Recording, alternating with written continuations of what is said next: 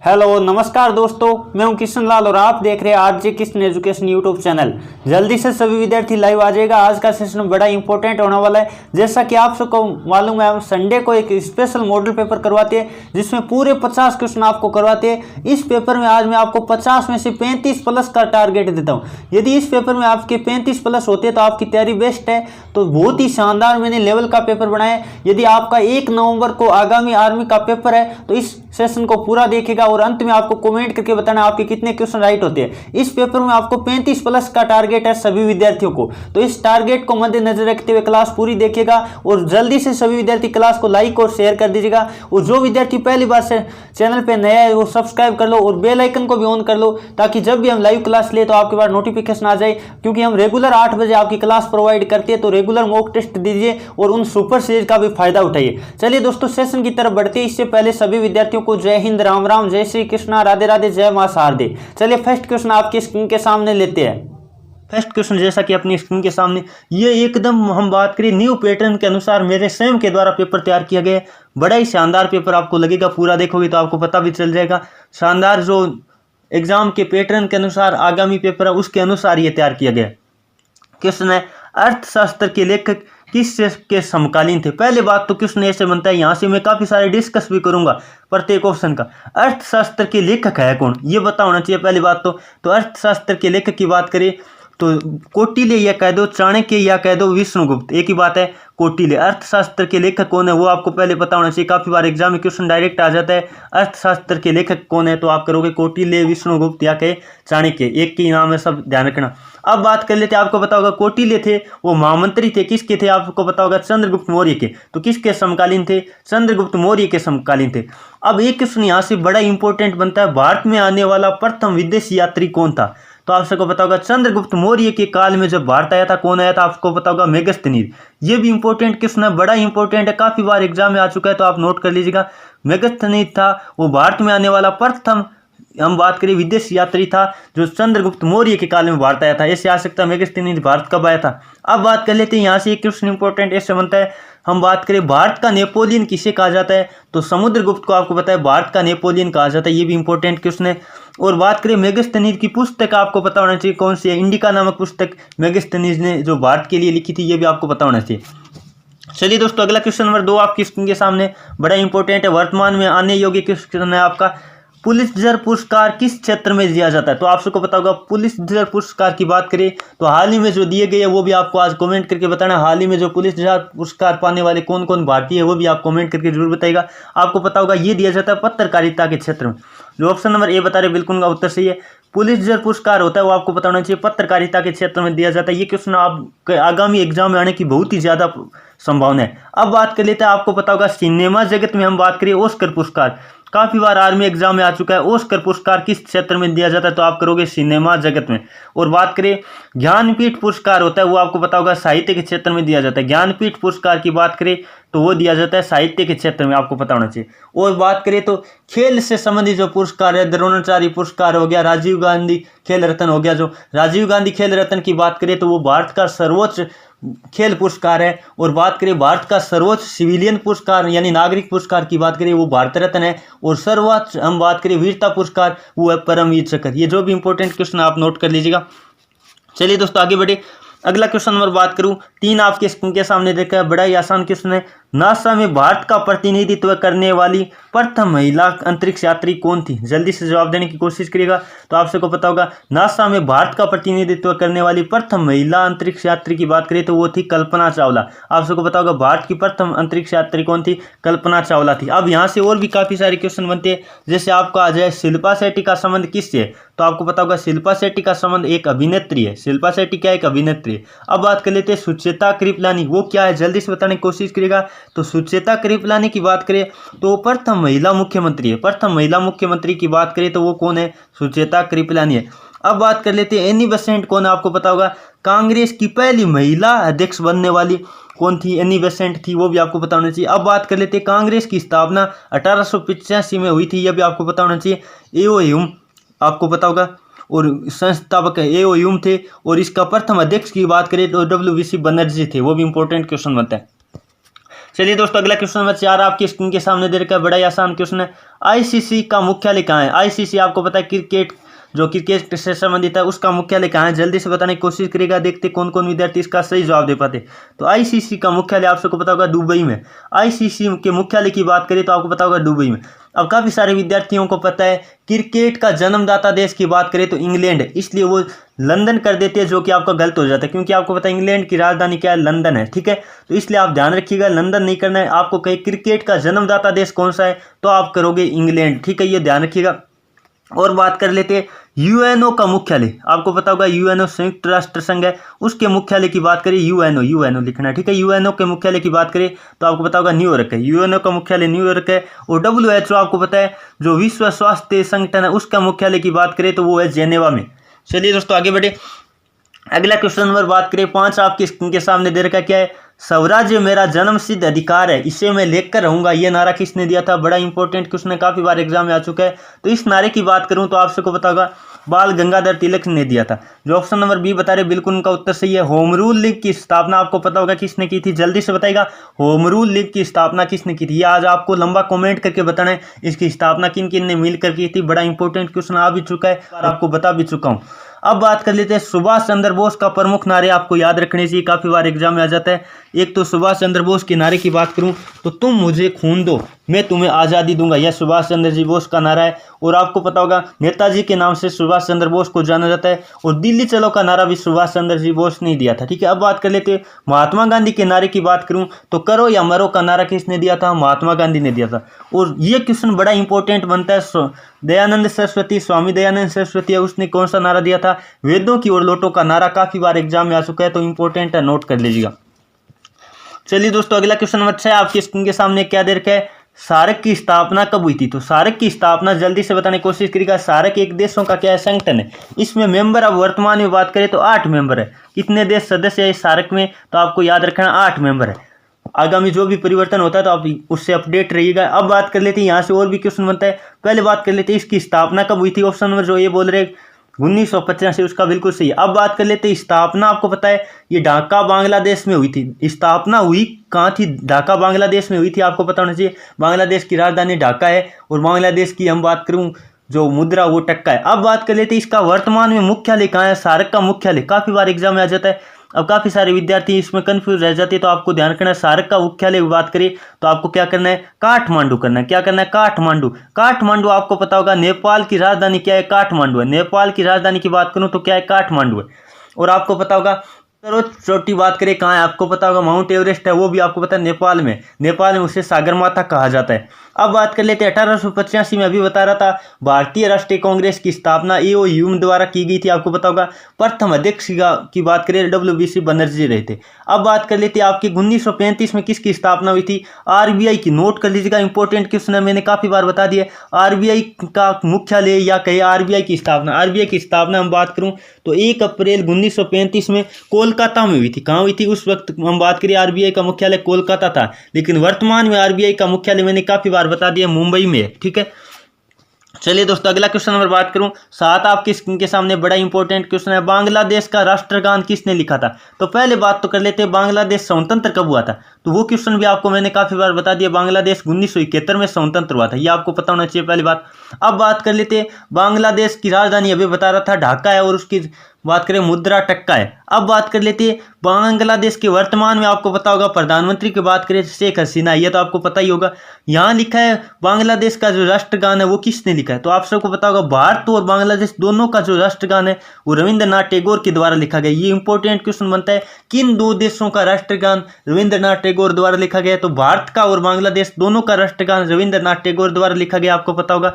अब बात कर लेते हैं, यहाँ से और भी क्वेश्चन बनते हैं, वो नोट कर लीजिएगा। पहले बात कर लेते हैं भारत का जो राष्ट्रगान है, भारत के राष्ट्रगान में कितने समय लगता है? आपको पता होगा 52 सेकंड। और भारत का जो राष्ट्रगीत है वंदे मातरम, वंदे मातरम आपको पता है 65 सेकंड लगता है। और बात करें वंदे मातरम के रचयिता कौन है? बंकिम चंद्र चट्टोपाध्याय, ये भी इंपॉर्टेंट क्वेश्चन बनता है। और बात करूं बेनजीर भुट्टो के बारे में आपको थोड़ी जानकारी होनी चाहिए। ये हम बात करूं जो पाकिस्तान की क्या थी, प्रधानमंत्री थी, प्रथम मुस्लिम प्रधानमंत्री हम कह सकते हैं, महिला मुस्लिम प्रधानमंत्री, इस तरह से।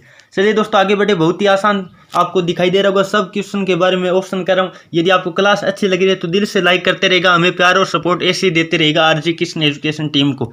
चलिए दोस्तों आगे बढ़े। बहुत ही बढ़िया बढ़िया मैंने क्वेश्चन आज इंक्लूड किया। अगला क्वेश्चन नंबर 8 आपके स्क्रीन के सामने। काफी बार ऐसे क्वेश्चन भी आपके आ जाते हैं, वर्तमान में लोकसभा अध्यक्ष कौन है। तो पहले बात तो कर लेते हैं, लोकसभा का नेता कौन होता है, आपको पता होगा, जल्दी से बताइएगा। अब बात कर लेते हैं लोकसभा के वर्तमान में अध्यक्ष की बात करूं तो ओम बिरला जी। कौन है ओम बिरला जी, आपको पता है लोकसभा के अध्यक्ष है वर्तमान में, जो कि कोटा बूंदी, राजस्थान के कोटा बूंदी से क्या है, सांसद है। अब बात कर लेते हैं, यहाँ से और भी क्वेश्चन बनते हैं, वो नोट कर लीजिएगा। रक्षा मंत्री की बात करें तो श्री राजनाथ सिंह है, और गृह मंत्री की बात करें तो अमित शाह है, और कैलाश चौधरी की बात करें तो वो भी आपको पता होना चाहिए, राज्य एवं कृषि मंत्री है, वो भी आपको पता होना चाहिए। चलिए दोस्तों आगे बढ़े। अगला क्वेश्चन आपके स्क्रीन के सामने लेते हैं 9 नंबर। जल्दी से सभी विद्यार्थी इसका भी लाइव चैट में जवाब देने की कोशिश करेगा। भारत का सबसे ज्यादा कोरोना पॉजिटिव पाए जाने वाला राज्य कौन सा। मैंने कहा था ना, अब करंट टाइम के अनुसार पूरा पेपर एकदम मतलब जिस तरह पेपर अभी आना चाहिए उसी तरह से मैंने टोटल क्वेश्चन इंक्लूड किए। तो भारत में सबसे ज्यादा कोरोना पॉजिटिव पाए जाने वाला वर्तमान में राज्य की बात करें तो वो आपको पता होगा महाराष्ट्र। क्या है, महाराष्ट्र। जो ऑप्शन नंबर क्या बता रहे, बी बता रहे, बिल्कुल उनका उत्तर सही है। बड़ा ही आसान क्वेश्चन है। अब बात कर लेते हैं, यहाँ से काफी सारे क्वेश्चन बनते हैं, वो मैं बता देता हूँ। पहली बात तो सर्वप्रथम लॉकडाउन लागू करने वाला, कोरोना महामारी को देखते हुए सर्वप्रथम लॉकडाउन लागू करने वाला राज्य कौन सा है, वो भी आपको पता होना चाहिए। वो कौन सा है, हम बात करूं राजस्थान है। कौन है, राजस्थान। अब बात कर लेते हैं और जो भी गिरनार की पहाड़ी, आपको पता होगा गुजरात में, कांडला बंदरगाह का वर्तमान में नाम चेंज करके क्या कर दिया गया, आपको पता होना चाहिए। जल्दी से बताइएगा, देखते कौन, पंडित दीनदयाल उपाध्याय जो बंदरगाह कर दिया गया, जो कांडला बंदरगाह था। और पंजाब को 5 नदियों की भूमि कहा जाता है, ये भी आपको पता होना चाहिए। चलिए दोस्तों अगले क्वेश्चन की तरफ बढ़ते हैं। अगला क्वेश्चन नंबर बात करूं 10 आपके स्क्रीन के सामने है। भारत की क्या है, भारत की, यहाँ थोड़ी 2 बार लिख दिया क्या, थोड़ा एक बार करेक्शन कर लीजिएगा, ये काट दो। भारत की प्रथम निजी ट्रेन कौन सी, ये आपको पता होना चाहिए। बड़ा इंपॉर्टेंट क्वेश्चन, मैंने काफी बार बता रखा है। भारत की प्रथम निजी ट्रेन की बात करें तो वो है तेजस एक्सप्रेस। तेजस एक्सप्रेस से क्वेश्चन बनता है, जो भारत की प्रथम निजी या प्राइवेट लिमिटेड ट्रेन है, ये आपको पता होना चाहिए। और बात करूं इसकी चाल की, अधिकतम चाल की वर्तमान में बात करें 160 किलोमीटर प्रति घंटा इसकी अधिकतम चाल रिकॉर्ड की गई, ये आप नोट कर सकते हैं। और 20 डिब्बों वाली वर्तमान में हम इसे कह सकते हैं। आगामी जो भी परिवर्तन होगा आप ध्यान रख सकते हैं। चलिए दोस्तों आगे बढ़े। अगला क्वेश्चन नंबर 11 आपके स्क्रीन के सामने दे रखा है, क्या है, विंग्स ऑफ फायर। ये पुस्तक इसका कई बार एग्जाम में आ चुका है। विंग्स ऑफ फायर के लेखक कौन है, जल्दी से बताने की कोशिश करेगा। तो विंग्स ऑफ फायर के लेखक आप सबको पता होगा एपीजे अब्दुल कलाम है, जो भारत के मिसाइल मैन के नाम से किसे जाना जाता है। अब काफी बार क्वेश्चन ऐसे आ चुका है, भारत का मिसाइल मैन किसे कहा जाता है, तो एपीजे अब्दुल कलाम को कहा जाता है, जो भारत के राष्ट्रपति भी रह चुके हैं। अब बात कर लेते हैं, आपको पता होगा रविंद्रनाथ टैगोर की पुस्तक की बात करूं तो गीतांजलि। इंपॉर्टेंट क्वेश्चन है, काफी बार आ चुका है। गीतांजलि किसकी रचना है, तो आपको पता होना चाहिए। गीतांजलि की बात करूं तो वो है रविंद्रनाथ टैगोर की प्रसिद्ध क्या है, रचना है। और इसके लिए आपको पता है गीतांजलि के लिए 1913 में आपको पता है, हम बात करूं तो रविंद्रनाथ टैगोर को आपको पता है नोबेल पुरस्कार से सम्मानित किया गया था। अब बात कर लेते हैं 1913 से एक क्वेश्चन और बनता है, भारत की प्रथम मूक फिल्म 1913 में आई थी। भारत की प्रथम मूक फिल्म कब आई थी, 1913 में आई थी। उसका नाम क्या था, राजा हरिश्चंद्र था। और बात करूं फिर प्रथम बोलती फिल्म की बात करें तो 13 का उल्टा कर दो, कितना होगा, 31। तो बोलती फिल्म की बात करूं तो आलम आरा आई थी, जो कब आई थी आपको पता है। प्रथम बोलती फिल्म की बात करूं तो वो 1931 में आई थी। तो यहाँ से काफी सारे क्वेश्चन मैं आपको लॉजिक से सब बता रहा हूँ। अब बात कर लेते हैं अब्दुल गफ्फार खान के बारे में, थोड़ी आपको जानकारी पता होना चाहिए, क्या थे, जल्दी से बताने की कोशिश करेगा। अब यहाँ से एक क्वेश्चन बनता है, मौलाना अब्दुल कलाम क्या थे, भारत के प्रथम शिक्षा मंत्री। काफी बार आर्मी एग्जाम में क्वेश्चन आ चुका है, भारत के प्रथम शिक्षा मंत्री कौन थे, तो आप करोगे मौलाना अब्दुल कलाम आजाद। ध्यान देना, ये एपीजे अब्दुल कलाम है और ये अलग है, दोनों अलग अलग है, ठीक है ना। ये 1913 अभी बता दिया, नोबेल पुरस्कार मिला था जब गीतांजलि के कारण, ठीक है। और 1913 में प्रथम मूक फिल्म भारत की जो हम बात करें राजा हरिश्चंद्र, और 1931 में बोलती फिल्म आलम आरा आई थी। और प्रथम रंगीन फिल्म कौन आई थी, ये आज आपको कमेंट करके बताना, मैंने काफी बार क्लासों में बता भी रखा है। चलिए दोस्तों अगले क्वेश्चन की तरफ बढ़ते हैं। अगला क्वेश्चन नंबर 12 आपकी स्क्रीन के सामने दे रखा है, क्या है, कांगेर घाटी राष्ट्रीय पार्क किस राज्य में स्थित है। बड़ा इंपॉर्टेंट क्वेश्चन है, देखते कौन कौन विद्यार्थी इसका सही जवाब दे पाते। क्वेश्चन नंबर 12 का तो आप सबको पता होगा ये है छत्तीसगढ़ में, जो ऑप्शन नंबर डी बता रहे बिल्कुल का उत्तर सही।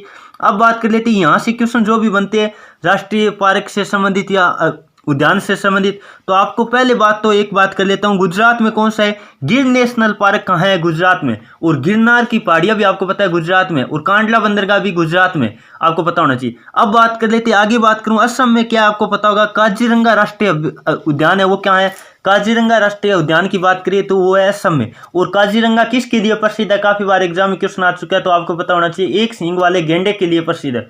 अब बात कर लेता हूँ राजस्थान में, आपको पता होगा केवला देवी राष्ट्रीय उद्यान काफी बार आ चुका है, जो भरतपुर वाला केवला देवी राष्ट्रीय उद्यान है, वो बात करूं तो राजस्थान में। और आपको पता होगा सरिस का जो उद्यान है वो भी आपको पता है अलवर राजस्थान में। इंपॉर्टेंट क्वेश्चन जो भी बनते हैं मैं डिस्कस कर रहा हूँ। चलिए दोस्तों अगला क्वेश्चन नंबर बात करूं 13 आपके स्क्रीन के सामने दे रखा है, तेलंगाना किस राज्य का भाग था। बड़ा इंपॉर्टेंट क्वेश्चन है। तेलंगाना जो आपको पता है अब तो वर्तमान में 28 राज्य, कितने राज्य, 28। जब 29वां राज्य जो तेलंगाना बना था अब 28 हो गया, आपको पता है केंद्र शासित प्रदेश 8 है। अब बात कर लेता हूँ 29वां राज्य उस वक्त बना था, अब 29 नहीं है, ध्यान रखिएगा। जो तेलंगाना बना था वो किस राज्य से अलग होकर बना था, जल्दी से बताने की कोशिश करिएगा, देखते हैं कौन कौन विद्यार्थी इसका सही जवाब दे पाते। जो ऑप्शन नंबर बी बता रहे बिल्कुल उनका उत्तर सही है, आंध्र प्रदेश से अलग होकर क्या बना था, तेलंगाना राज्य बना था। अब बात कर लेते हैं, आपको पता होगा कई बार क्वेश्चन ऐसे आ जाता है उत्तराखंड की राजधानी क्या है, तो आपको पता होगा उत्तराखंड की राजधानी देहरादून है। अब क्वेश्चन ऐसे आ चुका है उत्तराखंड किस राज्य का भाग था, पहले उत्तराखंड किस राज्य का भाग था, आपको पता होगा उत्तर प्रदेश का भाग था। और उत्तर प्रदेश की राजधानी यानी यूपी की राजधानी अब आपको पता होगा लखनऊ है, जिसे नवाबों का शहर भी कहा जाता है।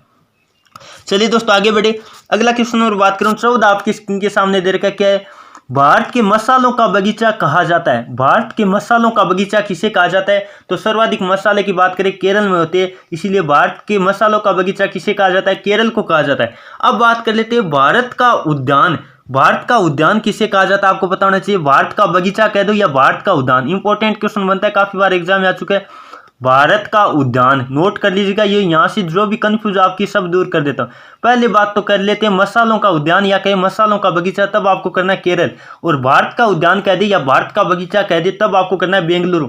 और कहे ऐसे कहना बगीचों का शहर, बगीचों का शहर भारत के लिए कह रहा हूं, भारत के लिए बगीचों का शहर की बात करें ना तब आपको करना है कपूरथला। क्या करना है, बगीचों के शहर की बात करें तब आपको करना है कपूरथला।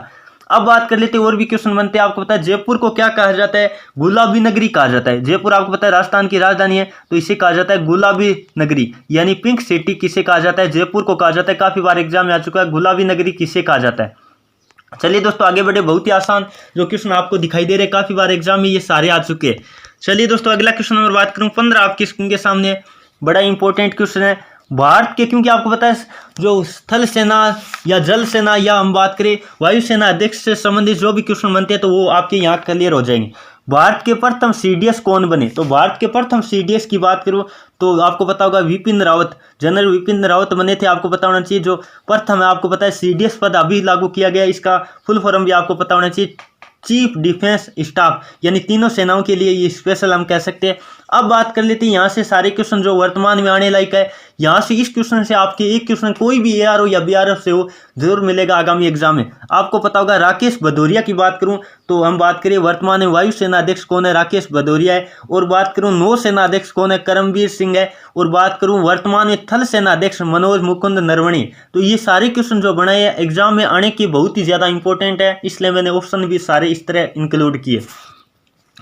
चलिए दोस्तों अगला क्वेश्चन नंबर 16 आपको पता है, क्योंकि 15 जीके के आते हैं, आपको पता होगा 15 साइंस और 15 मैथ और 5 रीजनिंग के वर्तमान में सिलेबस है, उसी के अनुसार ये पेपर तैयार किया गया है।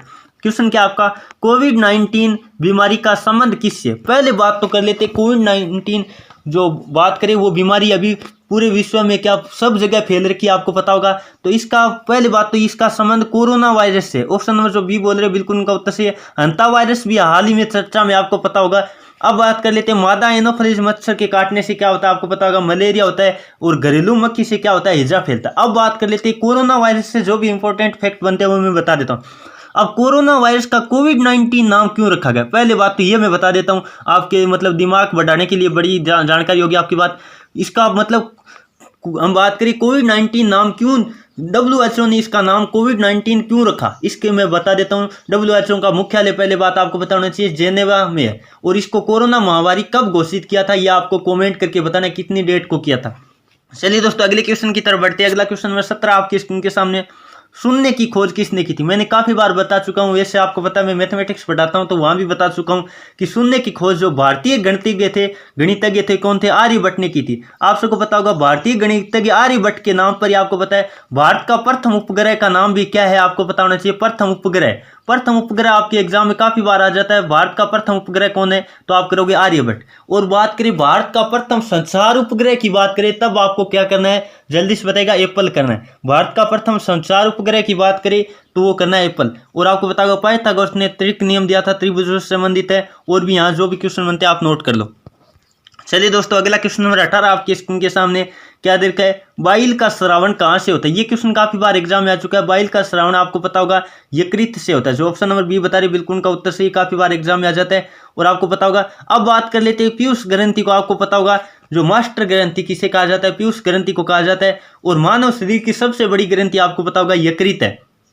चलिए दोस्तों, अगले क्वेश्चन की तरफ बढ़ते हैं। अगला क्वेश्चन नंबर 29 आपकी स्क्रीन के सामने दे रखा क्या है? सूर्य से हमें गर्मी कारणों से मिलती है। तो सूर्य से जो हमें गर्मी मिलती है वो किस कारण से मिलती है? आपको पता है सूर्य से जो प्रकाश आता है वो किसके दौरान आता है? विकिरण के दौरान, यानी उसकी हम बात करें प्रकाश विकिरण के माध्यम से हमारे यहाँ फैलता है। तो आपका ऑप्शन नंबर क्या राइट होगा? बी राइट होगा। अब बात कर लेते हैं सूर्य के प्रकाश से हमें कौन सा विटामिन प्रचुर मात्रा में मिलता है? Vitamin D. डी विटामिन होता है वो सूर्य के प्रकाश से हमें प्राप्त होता है। ये भी आपको पता होना चाहिए, इंपॉर्टेंट क्वेश्चन है। और आप सबको पता होगा सूर्य के प्रकाश जो हम बात करें पराबैंगनी किरणें होती है उनसे रक्षा ओजोन किरण करती, ओजोन हम बात करें ओजोन परत करती है, जिसका सूत्र होता है O3 त्रिपरमाणविक अणु है। ये भी इंपॉर्टेंट क्वेश्चन बनता है। चलिए दोस्तों आगे बढ़े। अगला क्वेश्चन और बात करूं 20 आपके स्क्रीन के सामने क्या दे रखा है? चेंटी के डंक में कौन सा अम्ल पाया जाता है? तो आप सबको पता होगा चेंटी के डंक में बात करें फॉर्मिक अम्ल पाया जाता है। जो ऑप्शन नंबर बी बता रहे बिल्कुल उनका उत्तर सही।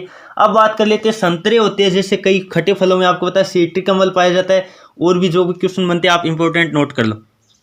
चलिए दोस्तों अगले क्वेश्चन की बात करूं तो 21 नंबर क्वेश्चन आपकी स्क्रीन के सामने दे रखा क्या है? लोहे का अयस्क है। तो लोहे के मुख्य अयस्क की बात करें तो हेमेटाइट होता है, मैग्नेटाइट होता है, आपको पता होगा। तो हेमेटाइट आपको पता है किसका अयस्क है? लोहे का मुख्य अयस्क कौन सा है? हेमेटाइट है। अब बात कर लेते हैं, आपको पता होगा बॉक्साइट से काफी बार क्वेश्चन आ चुका है, यह है एल्यूमिनियम का अयस्क। एल्यूमिनियम का प्रतीक आपको पता है Al होता है। और बात करूं गैलेना किसका है अयस्क? जल्दी से बताइएगा। गैलेना की बात करूं तो आपको पता होगा सीसा। आप नोट कर लीजिएगा, सीसा का दूसरा नाम भी आपको पता होना चाहिए, लेड भी कहते हैं। सीसा को क्या कहते हैं? लेड भी कहते हैं। और इसके प्रतीक की बात करूं वो भी आपको पता होना चाहिए, पीबी होता है। इसका प्रतीक क्या होता है? पीबी होता है, क्योंकि कई बार प्रतीक भी दे देता है एग्जाम में। और बात करूं तो आपको पता है पारा थर्मामीटर में भरा जाता है। जो कि हम बात करें पारा एक धातु होती है, विद्युत का क्या है? कुचालक है। और सामान्य तापमान पर वो द्रव अवस्था में पाया जाता है। चलिए दोस्तों अगला क्वेश्चन नंबर 22 आपके स्क्रीन के सामने दे रखा है। गोबर गैस कह दो या बायोगैस, बात आपको पता होगा। तो इसमें मुख्य घटक कौन सा होता है? तो आप सबको पता होगा गोबर गैस का मुख्य घटक होता है मीथेन। मीथेन का सूत्र आपको पता होना चाहिए CH4 होता है। और उसको क्या कहते हैं? मार्स गैस के नाम से भी जाना जाता है। तो ये भी इंपॉर्टेंट क्वेश्चन बनता है, मार्स गैस किसे कहा जाता है? तो आप करोगे मीथेन को। मीथेन कह दो या मीथेन कह दो, एक ही बात है। अब बात कर लेते हैं नाइट्रोजन। आपको पता है चिप्स की थैलियों में भरी जाती है। और वर्तमान में वायुयानों के टायरों में भी नाइट्रोजन गैस भरी जाती है, पहले हीलियम भरी जाती थी। ऑक्सीजन आपको पता है आग जलाने में सहायता करती है। आग को बुझाने के लिए CO2 गैस काम में ली जाती है। कार्बन डाइऑक्साइड आपको पता होगा। सर्वाधिक विषैली गैस की बात करें तो वो कार्बन मोनोऑक्साइड होती है, यानी CO होती है। ये इंपॉर्टेंट जो भी क्वेश्चन बन रहे हैं आप नोट कर लो। चलिए दोस्तों अगला क्वेश्चन नंबर 25 आपके स्क्रीन के सामने क्या दे रखा है? खगोलीय दूरी का सबसे बड़ा मात्रक क्या है? तो खगोलीय दूरी के सबसे बड़े मात्रक की बात करूं तो आप सबको पता होगा, जल्दी से बताएगा। देखते कौन कौन विद्यार्थी इसका सही जवाब दे पाते। जो ऑप्शन नंबर बी बता रहे हैं मैंने काफी बार बता चुका है, खगोलीय दूरी या दूरी का सबसे बड़ा मात्रक पारसेक होता है। और काफी बार क्वेश्चन आपको पता है प्रकाश वर्ष भी एक दूरी का मात्रक है, लेकिन सबसे बड़ा हम नहीं कह सकते। अब काफी बार क्वेश्चन ऐसे आ चुका है प्रकाश वर्ष किसका मात्रक है? तो वो दूरी का मात्रक। और फर्मी का मतलब होता है फर्मी में कितने 10 की घात -15 मीटर होते। फर्मी में कितने मीटर होते? एक फर्मी में 10 की घात -15 मीटर होते। और आपको पता होगा एक एंगस्ट्रॉम की बात करूं तो आपको पता है उसके द्वारा हम तरंग दैर्ध्य नापते हो, तो उसमें होता है 10 की घात -10 मीटर। तो ये क्वेश्चन भी कई बार आ चुके हैं। एक एंगस्ट्रॉम में कितने मीटर होते हैं? 10 की घात -10। और फर्मी में 10 की घात -15 होता है। चलिए दोस्तों अगला क्वेश्चन नंबर बात करूं 24 आपके स्क्रीन के सामने दे रखा है क्या है? वायुयानों के टायरों में कौन सी गैस भरी जाती है? वर्तमान में वायुयानों के टायरों में गैस की बात करूं तो आप सबको पता होगा नाइट्रोजन गैस भरी जाती है। आपको पता होना चाहिए काफी सारे विद्यार्थी हीलियम कर देते। जब आपको नाइट्रोजन ऑप्शन में मिले तो नाइट्रोजन करना है, हीलियम नहीं करना है। और नाइट्रोजन ऑप्शन में न मिले तब हीलियम करना है। ध्यान रखना वर्तमान में थोड़ा आप बिल्कुल कंफ्यूज नहीं होना, क्योंकि पुराने जमाने में आपको पता है हीलियम गैस भरी जाती थी। ये इंपॉर्टेंट क्वेश्चन बनता है। और चिप्स की थैलियों में भी आपको पता है नाइट्रोजन गैस भरी जाती है। चलिए दोस्तों अगला क्वेश्चन नंबर बात करूं 25 आपके स्क्रीन के सामने दे रखा क्या है, पारे का प्रतीक क्या है। तो पारे का प्रतीक आप सबको पता होगा एच जी होता है। अब काफी सारे विद्यार्थी यहाँ कंफ्यूज हो जाती है, एच बड़ा लिखा जाएगा और जी छोटा लिखा जाएगा, तो आपका ऑप्शन नंबर क्या राइट होगा, बी राइट होगा। और यदि हम बात करूं शीशा या लेड की बात अभी कर रहा था, पीबी होता है और आपको पता होना चाहिए ये चीज, ठीक है। चलिए दोस्तों अगला क्वेश्चन नंबर बात करूं 26 आपके स्क्रीन के सामने, कंप्यूटर की आईसी चिप किसकी बनी होती है। तो कंप्यूटर की आईसी चिप आप सबको पता होगा सिलिकॉन उपधातु, सिलिकॉन क्या एक उपधातु उससे बनी होती है, आपको पता होगा। सोडियम का प्रतीक आपको पता होगा क्या होता है, Na होता है, जिसे केरोसिन तेल में डुबो कर रखा जाता है। इसे हम बात करें धातु पैकेट में नहीं रखा जा सकता क्योंकि ये वायु की उपस्थिति में आग पकड़ लेता है। लिथियम आपको पता होगा सबसे हल्की धातु क्या है, लिथियम है। और ग्रेफाइट आपको पता है कार्बन का अपरूप है, ये अधातु होती है, विद्युत का क्या होता है, सुचालक होता है। और ग्रेफाइट आपको पता है जो पेंसिल निर्माण में इसका यूज किया जाता है। कार्बन के शुद्ध रूप की बात करें तो हीरा होता है जो प्रकृति में सर्वाधिक कठोर है, ठीक है। चलिए दोस्तों अगला क्वेश्चन नंबर बात करूं 27 आपके स्क्रीन के सामने, बड़ा इंपॉर्टेंट क्वेश्चन है। मैंने ये टेक्निकल वालों या कोई जीडी वाले कोई भी हो, क्योंकि ये क्वेश्चन जीडी के एग्जाम में कई बार आ चुका है, तो आपको पता होना चाहिए। क्वेश्चन आपको क्या दे रखा है, आपको दे रखा है 20 ओम और 30 ओम के प्रतिरोध को समांतर क्रम में जोड़ने पर तुल्य प्रतिरोध बताओ। जल्दी से बताने की कोशिश करिएगा, देखते कौन कौन विद्यार्थी इसका सही जवाब दे पाते। तो आपको पता होगा पहली बात, एक तो होता है समांतर क्रम और एक होता है श्रेणी क्रम। पहले बात कर लेते हैं श्रेणी क्रम की, मैं बात कर लेता हूं। तो तुल्य प्रतिरोध आपको पता होना चाहिए, आर का मान जो होता है R1 प्लस R2 इस तरह होता है, R1 plus R2 plus R3 इस तरह से चलता है, आपको पता होगा श्रेणी क्रम में।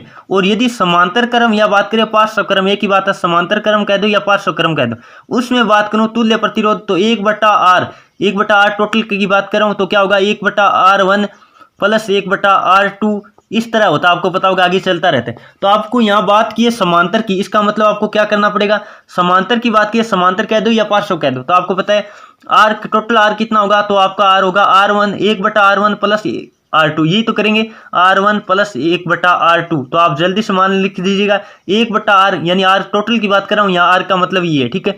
1 ये बात करें तो 20 और ये बात करूँ तो 1/30। तो आपको पता है एलसीएम कितना आएगा, एलसीएम आपका आएगा 60, कितना आएगा 60। ऊपर बात करूं तो 3 + 2 कितना हो जाएगा 5, 5/60 का मतलब कितना होगा, 5/60 की बात करूं तो 1/12 होगा। 1/12 मान किसका है, 1/R का मान है, इसका मतलब R बराबर कितना आएगा 12 ओम आएगा। R बराबर कितना ओम आएगा 12 ओम आएगा। ओम आपको पता है जो प्रतिरोध का मात्रक होता है, तो आपका ऑप्शन नंबर क्या राइट होगा, डी राइट होगा। समांतर क्रम में होगा तब तो हम इस तरह से करेंगे, और आपको कहता श्रेणी क्रम में होता तब आप डायरेक्ट जोड़ देते, 30 और 20 50 ओम होता। तो ये इंपॉर्टेंट क्वेश्चन है, नोट कर लीजिएगा, एग्जाम में काफी बार आ भी चुका है। चलिए दोस्तों अगला क्वेश्चन नंबर 28 आपके स्क्रीन के सामने देर का क्या है, क्षण चुंबक के मध्य चुंबकत्व कितना होता है। तो क्षण चुंबक के मध्य चुंबकत्व शून्य होता है, आपको पता होगा। और बात करूं विद्युत चुंबक या कहे अस्थायी चुंबक बनाने में किसका यूज किया जाता है, तो नरम लोहे का यूज किया जाता है, ये भी इंपॉर्टेंट क्वेश्चन बनता है। अब बात कर लेते हैं जो भी यहाँ से आप नोट कर लीजिएगा। चलिए दोस्तों अगला क्वेश्चन नंबर 29 आपकी स्क्रीन के सामने दे रखा है, क्या है, सबसे ज्यादा प्रत्यास्थता किसकी होती है, कौन से पदार्थ की होती है। तो आप सबको पता होगा जो ऑप्शन नंबर क्या बता रहे, सी बता रहे, इस्पात, बिल्कुल उनका उत्तर सही, एकदम इंपॉर्टेंट क्वेश्चन है, काफी बार आ भी चुके हैं। लोहे का प्रतीक अभी बता रहा था एफ ही होता है, एफ बड़ा लिखना, ठीक है।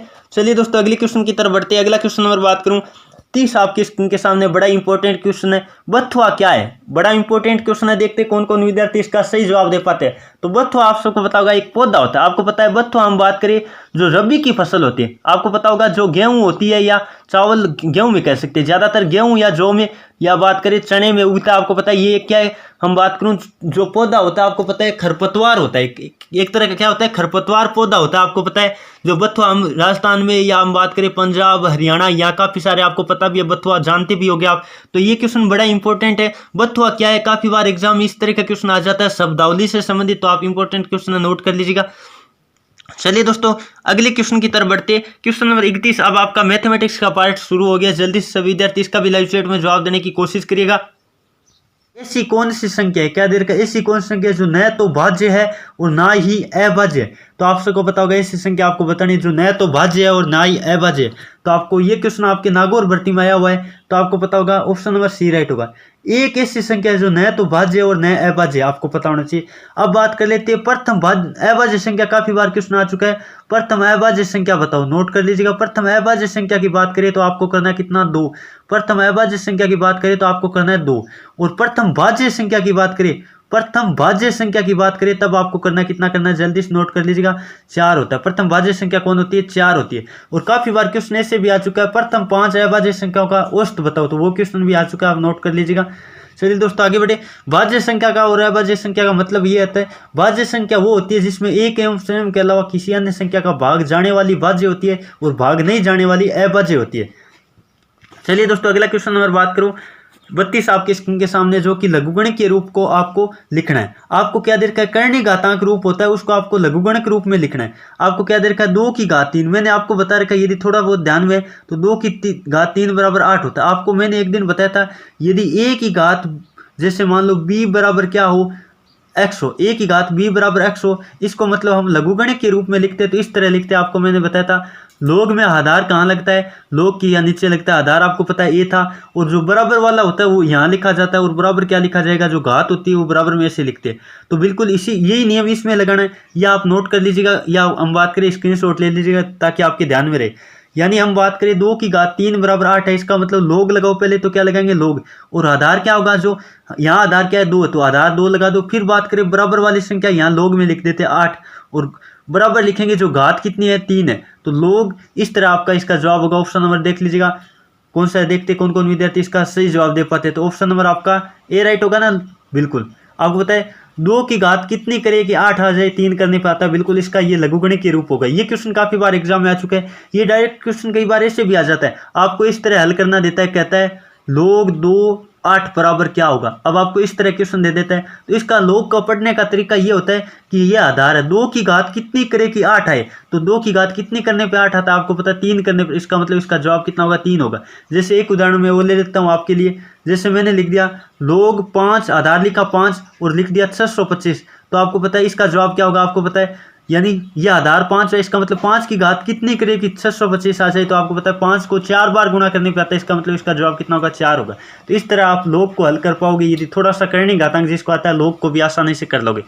चलिए दोस्तों अगला क्वेश्चन नंबर बात करूं, 33 आपके स्क्रीन के सामने दे रखा है। क्या जल्दी से सभी विद्यार्थी इसका लाइव चैट में जवाब देने की कोशिश करेगा। यदि एक दुकानदार ने 2 पेंसिल पैकेट है 2 पेंसिल के, उनका मूल्य बताए 48 रुपये बताया, तो 18 पेंसिलों का मूल्य बताओ। बहुत ही आसान क्वेश्चन है, देखते कौन कौन विद्यार्थी इसका सही जवाब दे पाते हैं। तो आपको दे रखा है एक दुकानदार ने 2 पैकेट पेंसिल, 2 पैकेट पेंसिल का मतलब हुआ कितनी, एक पैकेट में हम पेंसिल बात करें 12 होती है, तो 2 पैकेट में कितनी होगी, 24 होगी। 2 पैकेट में कितनी होगी, 24 पेंसिलों का मूल्य आपको दे दिया। 24 पेंसिलों का मूल्य आपको कितना दिया, लिख लीजिएगा जल्दी से।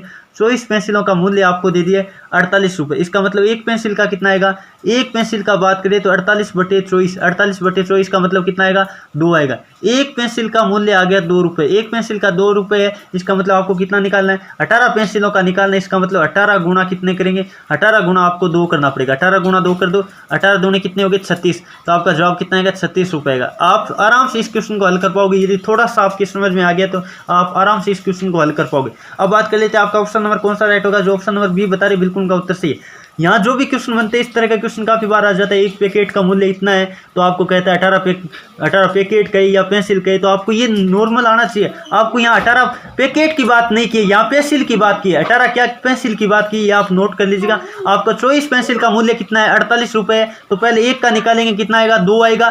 फिर आपको पता है 18 पेंसिल का निकालना, इसका मतलब 18 गुणा 2 करेंगे, यानी कितना आएगा, 36 रुपये आएगा।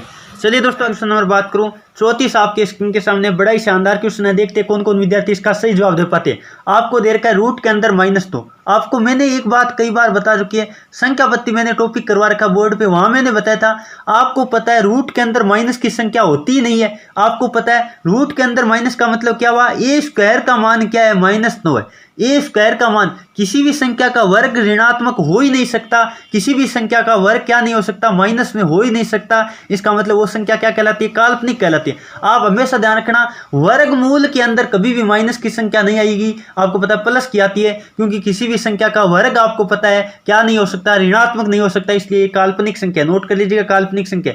और यही क्वेश्चन यदि प्लस में देता ना, ऐसे देता 9, तो 9 का आपको पता है वर्गमूल निकल जाता है, कितना आता है, 3 आता है। 3 आता है, इसका मतलब ये तो होती है परिमेय संख्या। क्या होती है, परिमेय संख्या होती है। आपको ये भी पता होना चाहिए, यदि प्लस की संख्या और पूरा वर्गमूल निकल जाए परिमेय होती है। जबकि मैं जैसे लिख देता हूँ रूट हमने लिख दिया 5, तो इसका वर्गमूल नहीं निकलता, ये होती है अपरिमेय संख्या।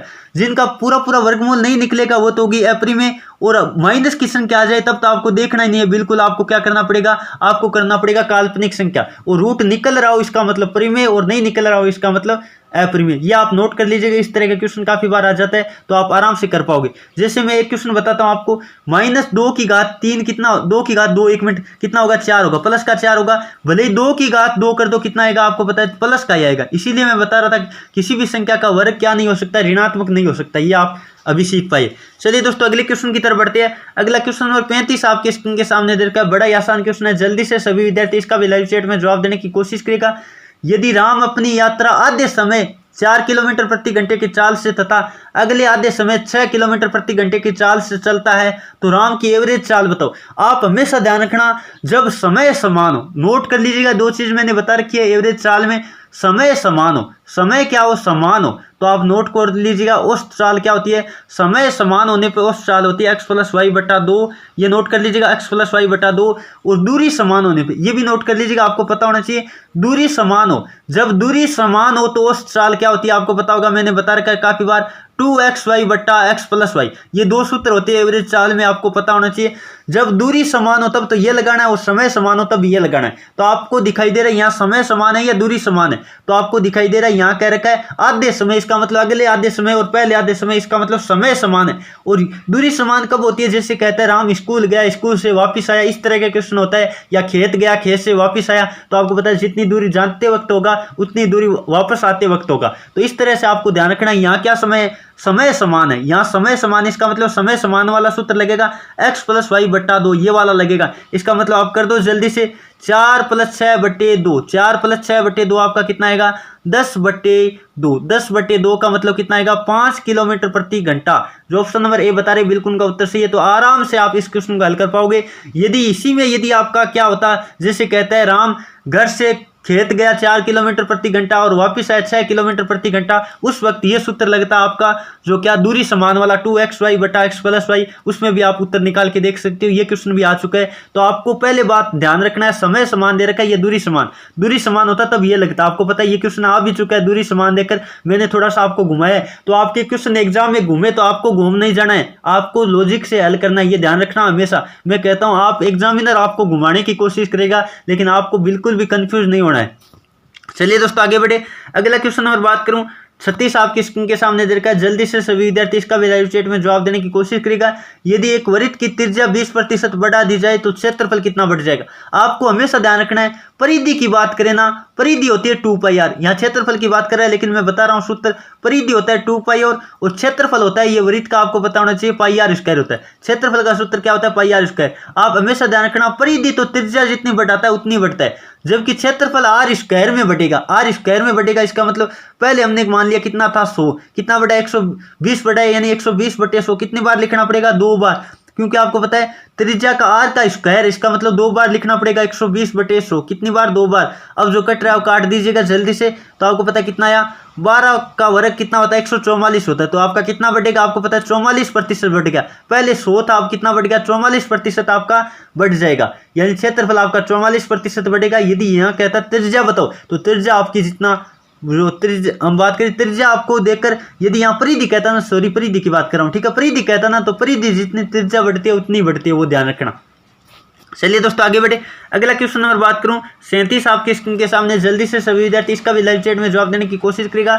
2 पूरक कोणों का अनुपात आपको दे रखा है 2:3 है, तो छोटे पूरक कोण का मान बताओ। तो पहले बात तो कर लेते हैं, पूरक कोण कितने डिग्री का होता है। पूरक कोण का मतलब होता है 2 कोण। 2 कोण का मतलब एक हमने x माना और एक y माना, क्या माना, x माना और एक y माना, दोनों का योग कितना हो, 90 डिग्री हो, वो कहलाते हैं पूरक कोण। एक होता है संपूरक कोण, ये भी नोट कर लीजिएगा, एग्जाम में आपको डायरेक्ट क्वेश्चन दे देता है। 2 पूरक कोणों का योग कितना होता है, आपको पता होना चाहिए 90 डिग्री, और 2 संपूरक कोणों का योग कितना होता है, आपको पता होना चाहिए 180 डिग्री होता है। कितना डिग्री होता है, 180 डिग्री होता है। तो यह आपको मालूम होना चाहिए पहले बात तो। अब इसका मतलब यहाँ शब्द में ही दे दिया आपको, क्या पूरक कोण है, इसका मतलब दोनों कोणों का योग कितना है, 90 डिग्री है। इसका मतलब अनुपातों का योग करो, 2 और 3 कितना होगा, 2 + 3 करो, अनुपात कितना हो रहा है, 5। 5 बराबर आपको दे दिया, कितना दे दिया 90 डिग्री दे दिया। इसका मतलब 1 बराबर निकालेंगे तो 90/5, 90/5 का मतलब कितने बार कटेगा 18.90 होता है, 18 बार कटेगा। अब आपको पता है 1 बराबर 18 आ गया तो आपको पता है 1:2 और 1 3 है, तो 18 गुणा 2 कर दो, 18 गुणा 2 कर दो और 18 गुणा 3 कर दो, 18 गुणा 3 कर दो, आपका जवाब आ जाएगा दोनों कोण 18 दूनी 36, 18 6 54। तो एक तो 36 डिग्री का होगा, एक 54 डिग्री का होगा। अब आपका देख लो क्या पूछा है, कहा छोटे कोण की माप बताओ, छोटे कोण का माप कितना होगा 36 डिग्री होगा। जो ऑप्शन नंबर ए बता रहे बिल्कुल उनका उत्तर सही है, तो आप आराम से इस क्वेश्चन को हल कर पाओगे। चलिए दोस्तों अगला क्वेश्चन नंबर बात करूं 38 आपके स्क्रीन के सामने। जल्दी से सभी विद्यार्थी इसका भी लाइव चैट में जवाब देने की कोशिश करेगा। यदि 55% विद्यार्थी लड़के हैं, इसका मतलब बॉयज की संख्या आपको कितनी दे दी, आपको दे दी बॉयज की संख्या दे दी 55%, बॉयज की संख्या कितनी दी 55%। और बात करें गर्ल्स की संख्या कितनी दे रखी है, जल्दी से देख लीजिएगा, गर्ल्स की संख्या आपको दे दी है कितनी 45%, आपका 45%, क्योंकि 55% ये है तो 45% ये होगा। अब बात कर लेते हैं आगे, आपको क्या दिया, यदि लड़कियों की संख्या 675 है, इसका मतलब गर्ल्स की संख्या कितनी आपको दे रखी है 45 बराबर आपको कितना दिया 45% बराबर दे दिया आपको 675। इसका मतलब 1 बराबर कितना आएगा, 1 बराबर आएगा 675/45। 1 बराबर कितना है 675/45। आपको क्या निकालना है, कुल विद्यार्थी बताओ। ध्यान देना, यहाँ ये एग्जाम में क्वेश्चन आ चुका है, लेकिन वहां आपको बॉयज की संख्या पूछा था, लेकिन यहां मैंने लिखा है कुल विद्यार्थी बताओ। तो कुल विद्यार्थी हम प्रतिशत में कितना मानते हैं 100 मानते हैं। ये बात ध्यान रखिएगा हमेशा, आपको कहता ना बॉयज की संख्या बताओ, यानी स्टूडेंट में हम बात करें जो लड़कों की संख्या बताओ, तब हम 55 गुणा में लिखते हैं। आपको कहे टोटल बताओ, तो टोटल कितना होता है 100 होता है। तो जल्दी से काट दीजिएगा, जल्दी से 5 से काट दो, ये कितनी बार कटेगा 5 से कटेगा ये 20 बार, और ये 5 से काट दो कितनी बार 9 बार। ये काटो जल्दी से 7 बार कटा, कितनी बार 7 बार, और ये फिर कितनी बार 5 बार। 75 गुणा 2 का मतलब कितना होगा 150 और 1 0 यानी 1500। टोटल विद्यार्थी कितने हुए आपके 1500। जो ऑप्शन नंबर डी बता रहे बिल्कुल का उत्तर सही है, आप आराम से इस क्वेश्चन को हल कर पाओगे। चलिए दोस्तों अगला क्वेश्चन नंबर बात करूं 39 आपके स्क्रीन के सामने दे रखा है। जल्दी से सभी विद्यार्थी इसका भी लाइव चैट में जवाब देने की कोशिश करेगा। √x गुणा √x का मान कितना होगा, जल्दी से जवाब देने की कोशिश करिएगा। √x गुणा √x क्या होगा, तो आप सबको पता होगा। पहले बात कर लेते हैं √x, यानी अंदर दोनों को गुणा कर दो, x गुणा x क्या होगा आपको पता है x का स्क्वायर होगा। क्या होगा x का स्क्वायर, और स्क्वायर और रूट एक दूसरे के क्या होते हैं उल्टे होते हैं, तो कट जाते हैं, तो आपको पता है वैल्यू आएगी x। वैसे भी आपको पता है जब रूट के अंदर दोनों संख्या वो सेम हो तो उसका मान जो होता है वही आता है, तो इसका मतलब वैल्यू कितनी आएगी x आएगी। जो ऑप्शन नंबर बी बता रहे बिल्कुल उनका उत्तर सही, आराम से आप इस क्वेश्चन को हल कर पाओगे। चलिए दोस्तों अगला क्वेश्चन नंबर बात करूं 40 आपके स्क्रीन के सामने दे रखा है। जल्दी से सभी विद्यार्थी इसका भी लाइव चैट में जवाब देने की कोशिश करेगा। यदि एक शहर में प्रत्येक 3 दिनों में कोरोना मरीजों की संख्या रिकॉर्ड तोड़कर डबल हो रही, रिकॉर्ड तोड़कर कितनी हो रही है डबल हो रही है, तो वह कितने दिनों में 16 गुणी हो जाएगी। पहले बात कर लेते हैं, आपको पता है इसका आपको कई बार इसका आ जाता है, जैसे मरीजों की संख्या 10% बढ़ रही है या 10% जनसंख्या बढ़ रही है, इस तरह से क्वेश्चन आते हैं, तो आपको करना आना चाहिए। या आपको पता है चक्रवृद्धि ब्याज की तरह हम कर सकते हैं। प्रत्येक 3 दिनों में डबल हो रहा है, इसका मतलब 1 का कितना हो जाएगा। यदि हमने प्रारंभ 1 माना तो हम बात करें कितने दिनों में 3 दिनों में वो हो जाएगा 2, और फिर अगले 3 दिनों में कितना हो जाएगा वो इसका डबल होगा, तो 2 का डबल कितना होगा 4 होगा, इसका डबल होगा 4। फिर अगले 2 दिनों में 3 दिनों में ये इसका क्या हो जाएगा डबल यानी 8 हो जाएगा, फिर इसका डबल होगा यानी 8 का डबल कितना होगा 16 होगा। तो आपको पता है कितना समय लग गया, जल्दी से देख लीजिएगा। 3 दिन ये 3 दिन ये 3 दिन ये यानी कुल मिला के कितने दिन हो गया आप देख लीजिएगा 12 दिन। तो हम बात करें कोरोना मरीजों की संख्या 16 गुणी कितने दिनों में हो जाएगी आपकी, हो जाएगी 12 दिनों में। देख लीजिएगा क्योंकि प्रत्येक 3 दिन में डबल हो रहा है, तो इसका मतलब डबल करते जाओ। आपको कहां जाकर रोकना है, आपको क्या 16 गुना कितने में हो जाएगा, इसका मतलब 16 ले जाकर रोक दो, तो आपका होगा ऑप्शन नंबर क्या राइट होगा 12 दिन वाला। कौन सा ऑप्शन नंबर आपका बी राइट होगा। बहुत ही आसान क्वेश्चन है। इस तरह का क्वेश्चन आपने चक्रवृद्धि ब्याज में देखा होगा, कोई धनराशि 3 वर्ष में इतनी गुणी हो जाएगी तो कितने वर्षों में इतने गुणी हो जाएगी, इस तरह का क्वेश्चन आपको पता है। तो ये कोरोना से संबंधित मैंने आज दिया है। चलिए दोस्तों अगला क्वेश्चन नंबर 41 आपके स्क्रीन के सामने दे रखा है। क्या यदि 50 विद्यार्थियों की औसत आयु 20 वर्ष है, प्रत्येक विद्यार्थी की आयु 2 वर्ष बढ़ जाए तो औसत आयु पर क्या प्रभाव पड़ेगा। तो आपको पता है जब औसत आयु प्रत्येक की आयु बढ़ रही है, इसका मतलब औसत आयु भी 2 बढ़ेगी। इसका मतलब 20 + 2 कर दो, क्योंकि आपका कितना हो जाएगा 22 हो जाएगा। औसत आयु में भी आपको पता है 2 बढ़ जाएगा यानी 22 वर्ष हो जाएगा। जो ऑप्शन नंबर ए बता रहे बिल्कुल का उत्तर सही है। औसत आपको हमेशा ध्यान रखना, जब प्रत्येक में 2 बढ़ाए 2 घटाए तो औसत में भी 2 बढ़ या घट जाता है, और गुणा करे तब भी यही होता है। चलिए दोस्तों अगला क्वेश्चन नंबर बात करूं 42 आपकी स्क्रीन के सामने। जल्दी से सभी विद्यार्थी इसका भी लाइव चैट में जवाब देने की कोशिश करेगा। 5, 8, 11 श्रेणी का 21वां पद बताओ। तो आपको पता है पहले बात तो अंतर समान है। ये प्रथम पद कितना है, ये एक समांतर श्रेणी है 5 है, और डी का मान कितना है, सार्वंतर डी का मान आपको दिखाई दे रहा है 3 है, 3 3 बढ़ रहा है। इसका मतलब आपका ए एन का सूत्र आता है, आपको पता होगा समांतर श्रेणी में क्या होता है, ए प्लस एन माइनस 1 गुणा डी होता है, ए प्लस एन माइनस गुणा डी होता है, ये आपको सूत्र पता होगा। तो ए का मान कितना है 5, 5 प्लस क्या लिखोगे n माइनस 1 यानी 21 में से 1 घटाओ 20 गुणा डी का मान कितना है 3 है, 3 है ना बिल्कुल। तो आप कर लीजिएगा 5 प्लस कितना 60 यानी आपका जवाब आएगा 65। कितना आएगा, जो 65 आपका जवाब कौन सा है देख लीजिएगा। ऑप्शन नंबर आपका क्या राइट होगा, सी राइट होगा। बहुत ही आसान क्वेश्चन है। चलिए दोस्तों अगले क्वेश्चन की तरफ बढ़ते हैं। अगला क्वेश्चन नंबर 43 आपके स्क्रीन के सामने दे रखा क्या है, 3 sign theta plus 4 cos theta का अधिकतम मान क्या होगा। तो आप इस तरह का कोई भी क्वेश्चन हो, ए साइन थीटा नोट कर लीजिएगा, A sine theta plus minus B cos theta, plus minus B cos theta, इस तरह का कोई क्वेश्चन आए, प्लस या माइनस कुछ भी हो, आपको कहीं अधिकतम वैल्यू बताओ, तो आप हमेशा ध्यान रखना अधिकतम वैल्यू क्या होगी, अधिकतम वैल्यू होगी ए प्लस बी का स्क्वायर का रूट। क्या, ए प्लस बी का स्क्वायर। आपको पता है कर्ण निकालते हैं ना, बिल्कुल वैसे ही निकालना है। तो अधिकतम मान ये होता है, और न्यूनतम कहेगा तो जो उत्तर आएगा उसका माइनस लगा देंगे आगे। चलिए अधिकतम मान निकालते हैं। आपको पता है 3 का स्क्वायर प्लस 4 का स्क्वायर, आपको पता है कितना आएगा 9 और 16 कितना होगा 25, और 25 का रूट आपको पता है कितना आएगा, 25 का रूट आएगा आपका 5। इसका मतलब अधिकतम मान कितना होगा, प्लस का 5 होगा, जो ऑप्शन नंबर ए बता रहे बिल्कुल का उत्तर सही है। और न्यूनतम मान की कहता, अब अधिकतम मान कहे तब तो आपका कितना आएगा 5 आएगा, और न्यूनतम की कहे तो इसका जो उत्तर है ना इसके आगे माइनस लगा दो, अधिकतम के आगे माइनस लगा दो, यानी न्यूनतम की बात करें तो -5 होगा। यह आप इस तरह से ध्यान रखना, हमेशा इस तरह का क्वेश्चन काफी बार आ जाता है। चलिए दोस्तों आगे बढ़े, ये आप नोट कर लीजिएगा जिनको पता नहीं है, टेक्निकल के लिए खास तौर से इंपॉर्टेंट है, क्योंकि टेक्निकल के एग्जाम में ये क्वेश्चन आ चुका है। चलिए दोस्तों अगला क्वेश्चन नंबर बात करूं 44 आपके स्क्रीन के सामने क्या दे रखा है, 333 में भाग 3। तो आपको पता है इस तरह का क्वेश्चन आता है तो पहले भाग के आगे वाले को उल्टा कर देते, गुणा में चेंज करते 1/3 और गुणा में करके 1/3। अब आपको पता है 3 से काट दो, ये कितनी बार कटेगा 111 बार कटेगा, फिर 3 से काटो कितनी बार कटेगा 37 बार। तो आपका जवाब आएगा 37। इस क्वेश्चन का जवाब क्या होगा 37 होगा, जो ऑप्शन नंबर ए बता रहे बिल्कुल उनका उत्तर सही है। ध्यान से करिएगा। अब काफी सारे विद्यार्थी 3 से 3 कट गए और 333 कर देते, वो जवाब गलत होता है। चलिए दोस्तों अगला क्वेश्चन नंबर आपकी स्क्रीन के सामने, जल्दी से सभी विद्यार्थी इसका भी लाइव चैट में जवाब देने की कोशिश करेगा। 1 मीटर में कितने, 1 मील में कितने मिलीमीटर होते हैं। तो आपकी जो आर्मी की रेस होती है वो 1 मील की होती है, आपको पता है लगभग 1600 मीटर की होती है। आपकी आर्मी की रेस कितनी होती है 1600 मीटर की होती है, तो वही 1 मील होता है। लगभग हम बात करें मीटर कितने होते हैं 1600 मीटर होते हैं, जो ऑप्शन नंबर ए बता रहे बिल्कुल उनका उत्तर सही। ध्यान रखिएगा, वास्तव में एकदम लगभग कहे 1600 और पूरा कहे तो 1608 मीटर होते हैं। 1 मील में कितने मीटर होते हैं 1608 मीटर होते हैं, ये आपको पता होना चाहिए। और 1 किलोमीटर में मीटर कितने होते हैं 1000 होते हैं। चलिए दोस्तों अगला क्वेश्चन नंबर बात करूं आपके स्क्रीन के सामने 46। जल्दी से सभी विद्यार्थी इसका लाइव चैट में जवाब देने की कोशिश करिएगा। कीट का कीटनाशक है, कीट का विनाश कौन करता है, कीटनाशक करता है। आपको पता है कीट का विनाश कौन करता है, कीटनाशक। तो कोरोना का विनाश हम बात करें सैनिटाइजर, जो ऑप्शन नंबर बी बता रहे बिल्कुल उनका उत्तर सही है। तो आप आराम से इस तरह का क्वेश्चन कर पाओगे। चलिए दोस्तों ये भी एक कोरोना से संबंधित क्वेश्चन है। अगला क्वेश्चन नंबर 47 आपके स्क्रीन के सामने दे रखा है। किशन को ये लिखा जाता है, किशन को ये लिखा जाता है, तो एजुकेशन को क्या लिखा जाएगा। ये क्वेश्चन ऐसे थोड़ा टाइपिंग में स्प्रिंट ऐसे कर लेना।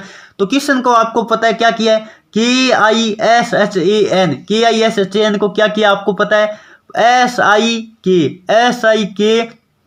फिर बात कर लेते हैं आगे क्या किया, जल्दी से देख लीजिएगा।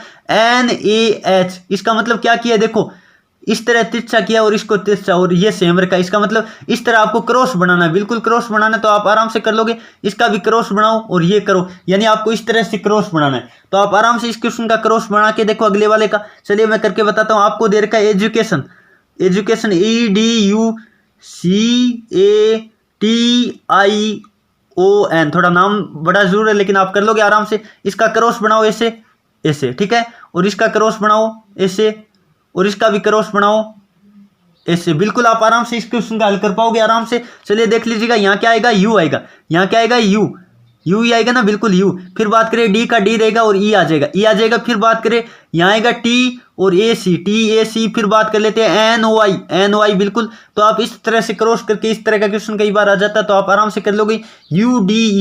UDE, आगे बात कर लेते हैं UDE, हम बात करें TA, UDE TAC, UDE TAC। एक मिनट देख लीजिएगा, NOI, बिल्कुल यही है ना, एक बार देख लीजिएगा आराम से। देख लीजिएगा आप आराम से, यही है ना, देख लीजिएगा ये वाला ऑप्शन दे रखा है ना, वही है। देख लेना एक बार, मैच करा लेना, क्योंकि जल्दीबाजी में कई बार हो सकता है मैंने मैच सही कराया ना बिल्कुल। चलिए आगे बढ़े, TACN बिल्कुल सही है। चलिए दोस्तों अगला क्वेश्चन नंबर बात करूं 48 आपके स्क्रीन के सामने। जल्दी से सभी विद्यार्थी, बड़ा ही शानदार क्वेश्चन है, श्रेणी का है, देखते कौन कौन विद्यार्थी इसका सही जवाब दे पाते। 5 दूनी 10, 10 में 3 जोड़ा, दुगुना करके 3 जोड़ा। फिर बात कर लेते हैं 13 दूनी 26 में कितना जोड़ा, आपको पता है 26 में जोड़ा है, जल्दी से देख लीजिएगा कितना जोड़ा है, 6 जोड़ा है ना, तभी तो 32 होगा।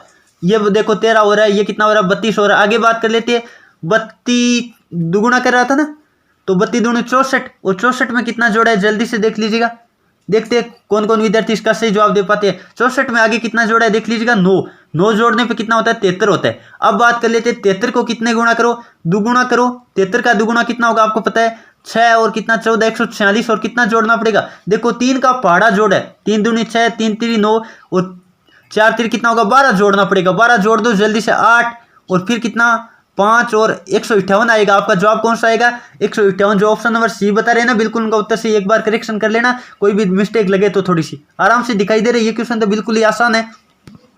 चलिए दोस्तों अगला क्वेश्चन नंबर 49 आपकी स्क्रीन के सामने, बहुत ही आसान क्वेश्चन है। लीप वर्ष में फरवरी कितने दिनों की होती है, तो लीप वर्ष में फरवरी आप सबको पता होगा कितने दिनों की होती है, 29 दिनों की होती है। लीप वर्ष में फरवरी 29 दिनों की होती है, जबकि बाकी वर्षों में 28 दिनों की होती है। लीप वर्ष वो होती है जिसमें 4 का भाग जाता है, वो लीप वर्ष होता है। जैसे 2004 है, 2008 है, इस तरह के मतलब लीप वर्ष होते हैं, आपको पता है। चलिए दोस्तों अगला क्वेश्चन नंबर बात करूं 50, जो कि आज की क्लास का अंतिम क्वेश्चन रहेगा, देखते कौन कौन विद्यार्थी इसका सही जवाब दे पाते हैं। क्वेश्चन क्या है आपका, शैलेश ने एक तस्वीर की ओर इशारा करते हुए कहा कि वह मेरे नाना की नातिन, नाना की नातिन का मतलब वह दोई थी, नाने की दोई थी कौन होगी, मतलब उस शैलेश की क्या होगी बहन होगी, शैलेश की क्या होगी बहन होगी बिल्कुल, की बेटी का भाई, इसका मतलब जो बेटी होगी उसकी बहन की बेटी होगी, वो क्या लगेगी उसके भांजी लगेगी, और उसका भाई इसका मतलब वो भांजा हुआ, उस शैलेश का क्या हुआ भांजा हुआ। एक बात तो कर लेते हैं, ये शैलेश का भांजा, तो शैलेश उस तस्वीर के क्या लगता है, इसका मतलब भांजा होता है उसके, जो शैलेश क्या लगेगा मामा लगेगा, जो ऑप्शन नंबर बी बता रहे बिल्कुल उनका उत्तर सही है। आराम से इस क्वेश्चन का हल कर पाओगे, इस तरह का क्वेश्चन काफी बार एग्जाम में आ चुका है। ये थी दोस्तों आज की क्लास, कैसी लगी एक बार कमेंट करके बताएगा, और आपके 50 में से कितने क्वेश्चन राइट हुए। यदि इस क्वेश्चन में आपके 50 में से 35 प्लस है, 50 में से 35 प्लस है, तो आपकी बहुत ही बढ़िया तैयारी है, क्योंकि अभी न्यू पैटर्न के अनुसार बिल्कुल मैंने करंट टाइम के भी क्वेश्चन लिए, काफी सारी क्लास बड़ी आपको लगी होगी, तो क्लास को लाइक करके जाइएगा, और जो नए है वो चैनल को सब्सक्राइब कर लो, क्योंकि यहाँ क्लास आपको पता है आरजी कृष्ण एजुकेशन, और इस पे रेगुलर क्लास आपकी प्रोवाइड की जाती है, तो वो सब्सक्राइब कर लो। जो चलिए दोस्तों आज की क्लास में इतना ही, थैंक यू फॉर वॉचिंग, जय हिंद जय भारत।